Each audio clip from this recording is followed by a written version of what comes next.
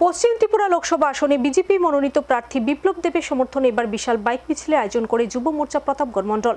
প্রার্থী বিপ্লব কুমার দেব ও প্রদেশ বিজেপি সভাপতি রাজীব ভট্টাচার্যকে সামনে রেখে আয়োজিত বাইক মিছিল যোগেন্দ্রনগর রেল স্টেশন থেকে বের হয়ে বিধানসভা কেন্দ্র এলাকার বিভিন্ন পথ পরিক্রমা করে।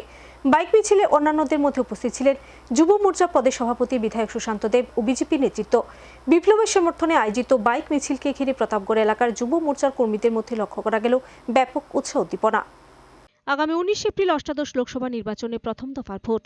আর এই প্রথম দফার ভোটে ভোটাধিকার প্রয়োগ করবেন রাজ্যে পশ্চিম ত্রিপুরা লোকসভা কেন্দ্রের ভোটাররা। এই কেন্দ্র থেকে এবার বিজেপি দলের হয়ে প্রতিদ্বন্দ্বিতা করছেন রাজ্যের প্রাক্তন মুখ্যমন্ত্রী সাংসদ বিপ্লব কুমার দেব।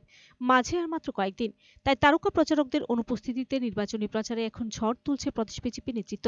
রাজ্যে দুটি লোকসভা আসনে পদ্মফুল ফুটিয়ে মোদিজিকে উপহার দিতে এখন তৎপর শাসকেরা।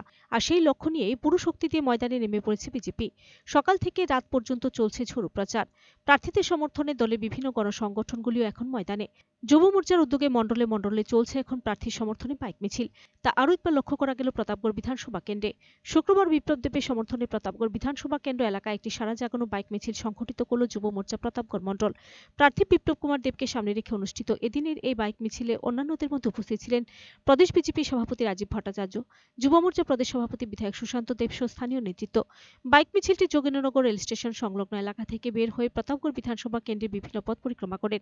নির্বাচনকে সামনে রেখে আয়োজিত এই বাইক মিছিলকে ঘিরে প্রতাপগড় যুব মোর্চার কর্মীদের মধ্যে লক্ষ্য করা গেল ব্যাপক উৎসাহ উদ্দীপনা।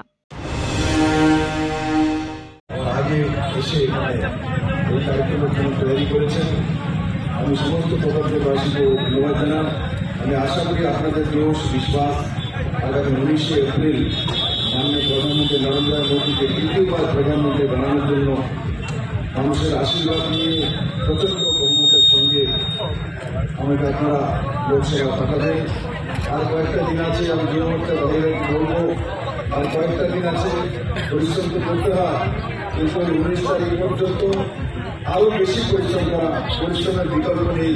আর এই বয়সে পরিশ্রম করলে একদিন বিকল্প হতে পারবে, একদিন রাজি করে